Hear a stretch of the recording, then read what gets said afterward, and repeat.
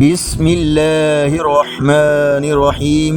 السلام علیکم ورحمۃ اللہ وبرکاتہ۔ آن لائن قرآن 93 چینل پر خوش آمدید۔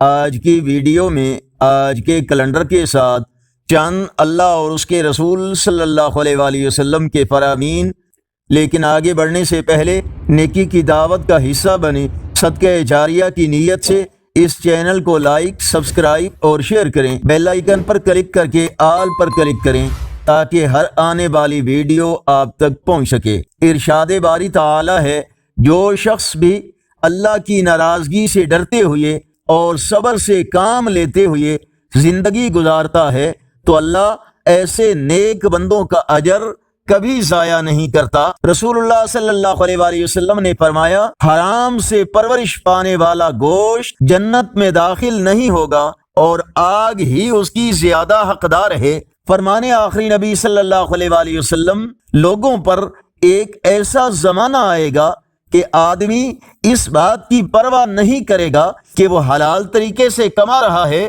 یا حرام طریقے سے۔ رسول کریم صلی اللہ علیہ وآلہ وسلم نے ارشاد فرمایا، جو آدمی اپنے کسی مسلمان بھائی کو کافر کہتا ہے تو ان دونوں میں سے ایک کافر ہو جاتا ہے جسے کافر کہا گیا ہے، اگر وہ نہیں ہے تو کہنے والا خود کافر ہو جاتا ہے۔ رسول اللہ صلی اللہ علیہ وآلہ وسلم نے فرمایا، جو اللہ سے سوال نہیں کرتا اللہ اس سے ناراض اور ناخوش ہوتا ہے۔